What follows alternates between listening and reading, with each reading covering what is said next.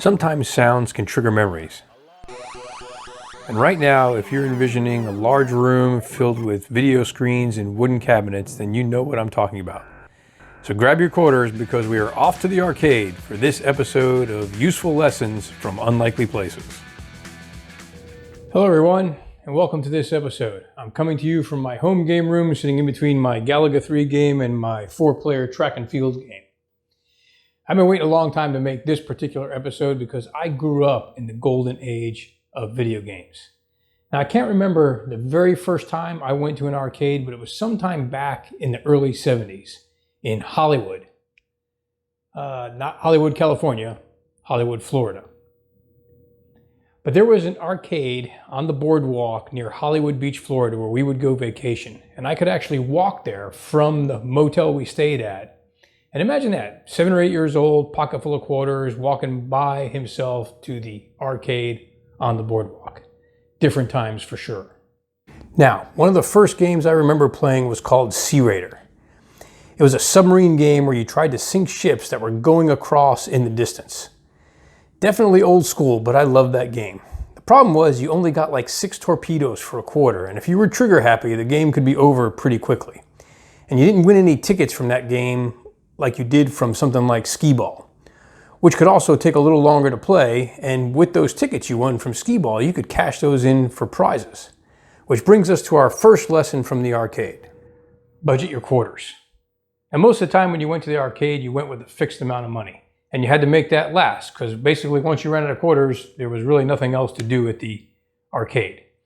So it taught you some important financial skills, like return on investment, which usually meant using your quarters on the games you were at the best at, and that meant you could play them for the longest. It also taught you about financial diversity, spreading your quarters around on things like upright video games, skee ball, pinball, air hockey, so that you could really get the most time out of whatever that set amount of quarters you had was. Fast forward now to the 80s, in 1980 to be exact, the local neighborhood Pizza Hut. After getting off work at my job at the local grocery store, the 5 of us that unloaded trucks and stocked shelves, this was our standard routine on Thursday nights. And that Pizza Hut had a cocktail version of a game called Asteroids. We would eat pizza and play that game until they closed at midnight. And of all the arcade games that I have ever played, Asteroids remains one of my favorites. So you controlled a ship and you tried to destroy asteroids and flying saucers.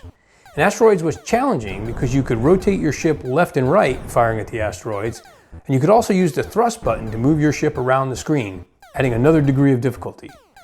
But the trick was, once you started moving, it was very difficult to stop. So it was really important to think before you set yourself in motion. And that brings us to one of the 3 lessons we're going to pull from the game of Asteroids. Now remember, I said it was my favorite, so we're going to spend some time on it. In our everyday lives, it's important to weigh the consequences of your actions before you do something, or put more simply, think before you act. Now, as you blasted the asteroids and they got smaller and faster, and each level had more asteroids, you also had to deal with flying saucers. The first one was big, slow, and not very accurate with its missiles. Fairly easy to deal with. But the other one was smaller, faster, and diabolically accurate with its missiles. Which brings us to the second lesson from the game of Asteroids. In life, you will face challenges. Some will be easy to deal with, some will be hard to deal with, and some will be really hard to deal with. But you face them and you do the best you can.